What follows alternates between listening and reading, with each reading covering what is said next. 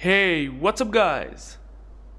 UrAvgWarGamer is back with another video of War of Warships, and in this video I will be taking a look at the update 14.9 and I will be giving you guys a starting guide of how to get all the rewards that you can possibly get in the best way possible.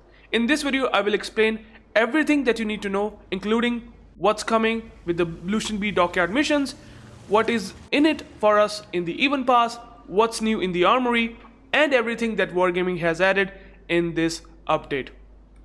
So if you want to know all the rewards that you can possibly get in this update, be sure to hit a like, and that is very important. If you subscribe to this channel, I will be updating World of Warship videos every single day.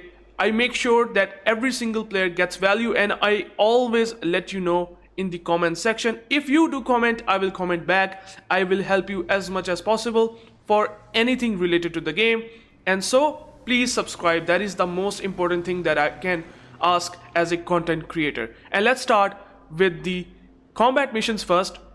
But before even that, we do have the updated ocean. As you can see right in front of your screen, we do have the ocean, which is now filled with US Navy ships. Okay, so they have changed some of the things. As you can see here, we have a lot of US Navy ships, and something which you can, if you can click on this thing, let me just click it quickly, you can see here you get this different perspective of this whole port itself. We have tons of ships, as you can see here, so it looks pretty nice. It's what Wargaming celebrating 250th anniversary for US Navy, and that's why they have filled it with US ships. So something that you can check out by clicking on this flying blimp. You can click on that and you can basically check out this whole port. Again, want to showcase you something new. Now let's go to the combat missions and take a look at what's new. Now we have the Dockyard mission for the Lushun B itself, and as you can see, we have a lot of combat missions to complete. And as you can see, if you look at the combat mission for each class, like get 250 ribbons for submarine, destroyer, cruiser, and battleship, take out a ship that does have really good reload time on the guns and having a lot of guns. So these will be easily completed, and you can complete this first sort of combat mission for the Dockyard, and then the second goes on with farming a lot of credits, and also a couple of other things like the potential damage. I think for farming credits, you need to pick out a best tier 9 ship that you like and put a blue booster. If you have a green booster along with the premium time, that would be pretty nice, and you can earn credits pretty easily. If you like cruisers, you play cruiser, battleship, aircraft carriers, whatever you want to do in these ships, you can farm the credits quickly with the help of tier 9 ships especially. And then in the third one, we can see here we do have for each class get set on fire ribbons. Now in this case we have quite a lot of different tasks. Now in this case we have the battleship gets 735 main battery hit ribbons, so you basically have to play maybe a Illinois, for example, maybe something that has very fast reload time on the guns like the Mecklenburg maybe, for example. So that's where you can complete this, get 65 set on fire with the help of cruiser. I think if you have maybe the Colvert, or maybe something like the Jinan, which by the way very easy to get at tier 10 tech tree 1, you can do it, get 30 defended ribbons. Well, you have to play destroyers and then hitting torpedoes, well, typical of subs. So these are the things that you can do over time by just checking out which ship is particularly good for that mission to complete. Okay, and then if we go to the fourth, well, is the same case. In this case, again, variety of tasks, special task dedicated to each ship class, like for example 23,000 potential damage. I mean, you have to play battleship, and then you can basically do it. It's not going to be difficult, but it can be grindy. And that is the thing, right? As a free-to-play guy, they make it grindy for all of us who wants to do it for free. But for the players who want to pay more, they will pay more for the Dockyard and skip these, 5th and 6th sort of combat missions, which will be available in 48 days from now. So, that is the reality of the Dockyard itself. And in this case, you can see we have to earn a lot of base XP. Oh, sorry, not the base XP, sorry. You have to earn XP. So you basically apply the booster. A green or especially a blue booster will just simply gonna complete this one combat mission in just 3 games. Like, if you use 3 times the blue booster for a destroyer, 100,000 XP is not a difficult thing. You will earn most likely in a good game 30 to almost 40,000 XP per battle. So that is relatively not that difficult, okay? And at the end, this will be the most difficult one, and obviously you can see here you have to do a lot of damage for each ship class, and also do a couple of things above like potential damage credits. So mixture of many things, very grindy obviously, but it is very doable. But you can always able to do it. But I want to just showcase you these combat missions. We will go back to the other things. And as you can see, the dockyard has started. Now you have to complete the combat missions, which will always going to get released every week. So you just complete them, and I will just showcase you the reward and alongside with the ship itself. And you can see here we will get Lushun B, which in my opinion is one of the best destroyers that you can get in this game. I don't think so you should miss out on this ship. I can make a review on that. It's a really powerful destroyer. There is no doubt about that. It is ton of fun, pretty much competitive as well, especially if you play in ranked and as well as in randoms. I would say do not miss out on the Lushun B. And also you will get alongside with the Lushun B a lot of rewards. For example, you can see here you will get a lot of boosters. You will get the premium time. So well, I don't think so it's a bad deal whatsoever. You complete the missions. Alongside with that, you have to spend some doubloons, and you can see here you will get blue boosters. You will also going to get some steel, 700 and I think 300 steel from the previous phases, and at the end you will also going to get red boosters. So I don't think so this whole thing should be missed out, especially if you are a player that every day plays the game. And then if you take a look at the details, well, you need a starter pack, right? And the good thing is that if you don't have the Lushun B, for example, there is the Grand Voyage event going on. That is actually till the end of December, will potentially give you 32,000 doubloon or steel. So you can spend some of the doubloons by converting those, Grand Voyage tokens, and you get for yourself a Lushun B. That is simple as that. You are literally getting Lushun B for free. So you simply go and purchase this, shipbuilding phase, which I will do it right now. And well, if you do spend 5,000 doubloons, well, then all you need to do is to just complete all the missions, and boom. Now you have to complete the missions, and you will ultimately going to get the Lushun B. I have bought it for you guys. You can do it for yourself and get for yourself this amazing Dockyard destroyer. You will not regret me when I'm saying that the Lushun B is so good. Trust me on that. And you have to really check out the reviews if you don't trust me, if that's the case. So yeah, that is the reality. Okay, so now after the Dockyard itself fully covered, now we get to the event pass itself. So what we are getting in the event pass, or whether it is worth it, should you farm it for the rewards or something like that. Again, this is gonna be a short guide. And as you can see here, we do have the free level pass, which by the way, you play the game over time, you grind the steel, the coal, the economic boosters, all of it for free. And the final reward will be the Iron Cross permanent camouflage for F-Shuls. Not something that I'm really happy to see, but again, it's free. There's nothing else that you have to spend money for. But in the case of the paid event pass, where you have to spend 2,500 doubloons, well, that is entirely different. And in this one, you are going to get boosters, some vacant slots, something that I don't like. There should be a big value that Wargaming is trying to give you with the help of the premium ship Prince Eitel Frederick. Now, if you ask me about the ship itself, I don't think so it's a good ship at all, guys. Come on, this is a tier 6 ship. It's an uncommon ship. It's not really something that's gonna make you feel like so good playing it in randoms. It's not a strong ship, but it's fun ship. You can play it, you can have it in your port. At least you won't be getting it in Santa containers. That at least I can tell you. So, this is a ship that is for collection only, but it's not a ship that's gonna be making your life good at tier 6. If you are thinking that I'm gonna be buying a strong, good ship, that's not the case. It's a mediocre ship, to be honest.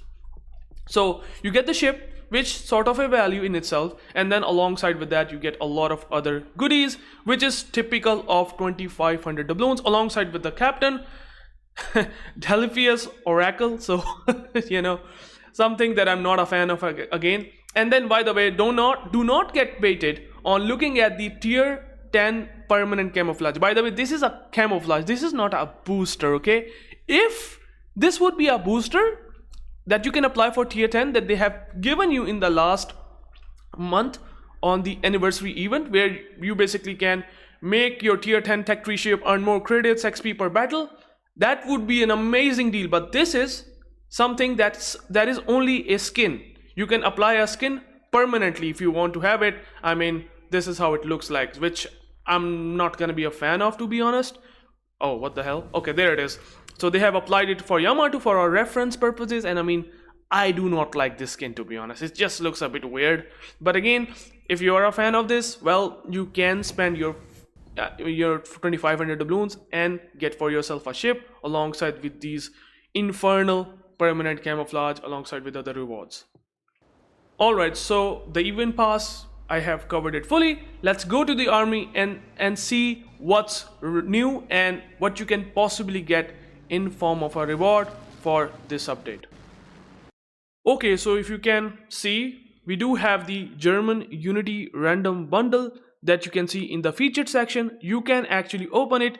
There's a good chance that you might get a premium ship. I will try to explain what you can possibly do if you get one or something like that. Also, by the way, there's always something that is a reoccurring random bundle, which you can open it for free and get some extra reward, something that you should do because it's free to do. I mean, you will be getting something, 50 doubloons, not something that is a lot, but still better than nothing. And then as you can see, there is also a daily essentials random bundle. Well, it's gonna cost you 150 doubloons, and I will just gonna say avoid it as much as possible. It's not worth it whatsoever. If these rewards were to be free, honestly, if these rewards replace this whole thing, daily ritual thing, I would be genuinely happy, because these rewards would be so much better, but they are asking for doubloons, which is absolutely not worth it. So we will try to open this random bundle and see what do we get. And in this case, we have two premium ships. Okay, so here's the thing.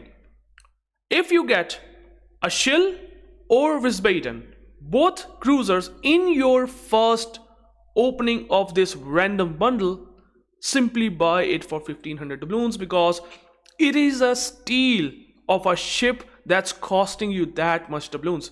I always, in my older videos, say that whenever you have this opportunity in the update start that you are going to open a random bundle, make sure if there's a ship, which in this case, in my case it's not, if there's a ship in your case, either a Wiesbaden or Shill, regardless how broken, how bad, how good it is a steal of the price. Like, it's so cheap.